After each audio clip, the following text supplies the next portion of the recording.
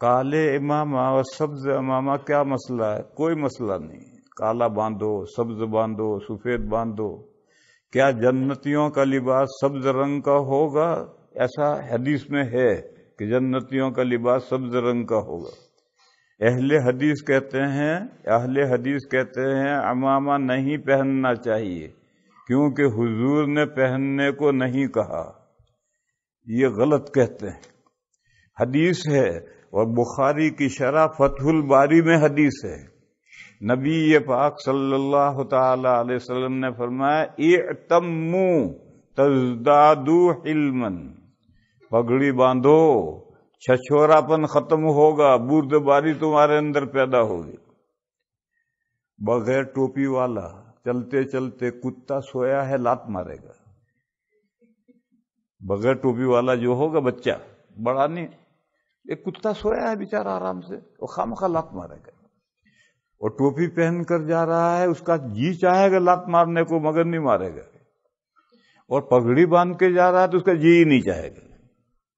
تو حدیث ہے اور فتح الباری میں ہے اور سند حسن سے ہے کہ اعتموا تزدادوا علما، پگڑی باندھو، بردباری میں بڑھ جاؤ گے، بردباری میں بڑھ جاؤ گے یعنی چھچورا پن نکل جائے گا۔ یہ فائدہ بھی حضور نے بیان کیا اور حکم دیا پگڑی باندھو، مگر یہ استحبابی حکم ہے، وجوبی نہیں۔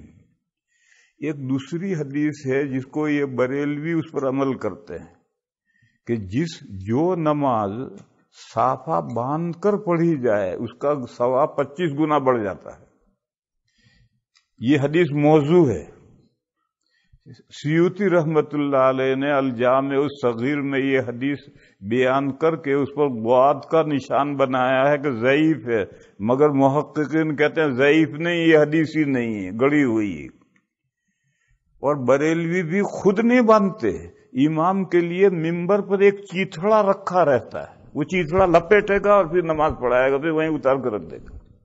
ارے اگر اولاً تو وہ حدیث نہیں ہے، اور اگر ہے تو وہ تو ہر بندے کے لیے ہے، ہر بندہ امامہ باندھ کر نماز پڑھے تو اس کا ثواب بڑھے گا، مگر وہ حدیث ہے ہی نہیں۔ لہذا وہ حدیث تو موضوع ہے کہ امامہ باندھ کر جو نماز پڑھی جائے گی اس کا 25 گنا ثواب بڑھے گا، یہ حدیث تو موضوع ہے۔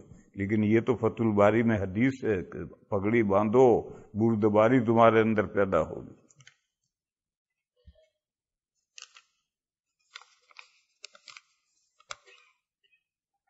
یہ تو آ گیا تھا بھائی۔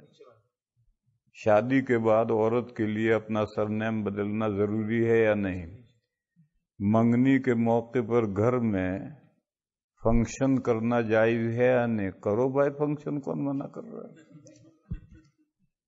لیکن اس فنکشن میں لڑکا لڑکی جو بے پردہ ایک دوسرے کے ساتھ ملتے ہیں یہ صحیح نہیں۔ فنکشن کرو، گڑ بانٹو، ہمارے یہاں بھی گڑ بانٹتے ہیں۔ آپ نے 2 دن پہلے فرمایا تھا کہ فرض نماز کے بعد اجتماعی دعا نہیں ہے، پھر بھی امام صاحب روزانہ اجتماعی دعا کرا رہے ہیں۔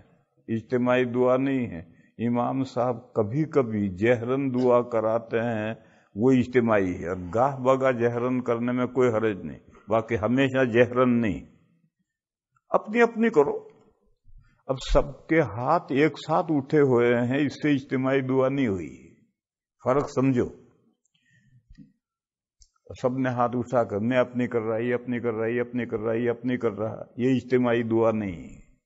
اجتماعی دعا کیا ہے؟ میں جہرن کہوں اور سب آمین کہیں، یہ اجتماعی دعا ہے۔ اور وہ کوئی خاص موقع ہے، مثلا کسی کے ایصال ثواب کے لیے کچھ پڑھا گیا اور پھر دعائے مغفرت کرنی ہے، بارش نہیں ہو رہی، بارش کے لیے دعا کرنی ہے، ایسے خاص اوکیزن پر اجتماعی دعا ثابت ہے۔ لیکن ہمیشہ نماز کے بعد میں امام چند ربنا پڑھتا ہے اور باقی سب چپ چاپ رہتے ہیں، یا آمین کہتے ہیں یا نہیں کہتے، یہ نہیں۔ نماز کے بعد ہر ایک کو دعا کرنی ہے۔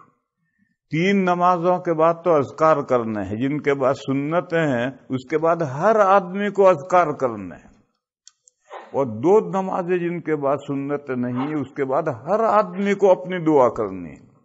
اب سب کے ہاتھ ایک ساتھ اٹھے ہوئے ہیں تو اس کا نام اجتماعی دعا نہیں ہے، یہ ہے تو اجتماعیہ نہیں ہے۔ بس یہ جو ہمارے یہاں طریقہ چلا ہے، اور خاص طور پر گجراتیوں میں یہ طریقہ ہے کہ امام صاحب نوکر ہیں، ان کی ذمہ داری ہے کہ دعا کریں، ہم کیوں کریں؟ یہ جو گجراتیوں میں نوکر کا تصور ہے یہ غلط ہے۔ امام امام ہے، وہ سربراہ ہے۔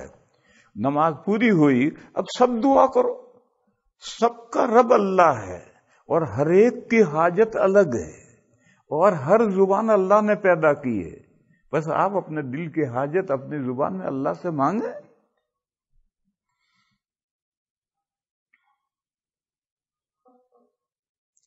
جب علماء کے لیے اتنی آسان بات اختیار کرنا مشکل ہے تو امت کے لیے پردہ کرنا یا اسلامی لباس پہننا کیسے آسان ہو جائے گا؟ سب آسان ہے۔ تو ہی نہ چاہے تو باتیں ہزار ہیں، تو ہی نہ چاہے تو باتیں ہزار ہیں۔ باقی شریعت کے کسی حکم پر عمل کرنا کچھ مشکل نہیں۔ کیا عورتوں کا ڈرائیونگ کرنا جائز ہے؟ آج عورتیں پردے اور بغیر پردہ ڈرائیونگ کر رہی ہیں، یہاں تک کہ محرم کے بغیر۔ یہ مسئلہ سعودیہ میں چلا ہوا ہے۔ آج تک سعودیہ میں عورتوں کو ڈرائیونگ کی تنہا شوہر بیٹھا ہے، محرم بیٹھا ہے اور ڈرائیونگ کر رہی ہے تو ڈرائیونگ کرنے میں کوئی آسمان نہیں ٹوٹ پڑے گا۔ لیکن محرم کے بغیر یا شوہر کے بغیر وہ ڈرائیونگ کر کے عورت تنہا کہیں جائے تو اس کو سعودیہ میں یہ مسئلہ چلا تھا، اور پچھلا جو شہنشاہ گزرا عبداللہ، اس نے اس کو عام کر دیا کہ کرو ڈرائیونگ۔ لیکن اب سلمان آیا، اس نے پابندی لگا دی، اور لڑکوں لڑکیوں کی مخلوط تعلیم بھی عبداللہ نے شروع کروا دی تھی، سلمان نے آ کے اس پہ بھی پابندی لگائی۔ اس لیے ڈرائیونگ کرنے میں تو کوئی حرج نہیں ہے، لیکن ساتھ میں شوہر یا محرم چاہیے۔ اور اگر وہ مسئلہ ہے کہ 3 رات دن کا سفر یعنی 48 میل کا سفر شوہر اور بیوی کے شوہر اور محرم کے بغیر عورت نہیں کر سکتی، تو ڈرائیونگ کا بھی یہی حکم ہے۔ اس سے کم میں فتنے پر مدار ہے، اگر فتنے کا اندیشہ ہے تو جائز نہیں ہے، ساتھ میں محرم یا شوہر چاہیے، پھر ڈرائیونگ کرے، کوئی حرج نہیں۔ لیکن راستے میں گاڑی خراب ہو گئی اور عورت کے ساتھ کوئی نہیں ہے تو کیا کرے گی؟ ایکسیڈنٹ ہو گیا تو پولیس کو بلائے گا، بات کون کرے گا؟ اسی عورت کو کرنی پڑے گی بات۔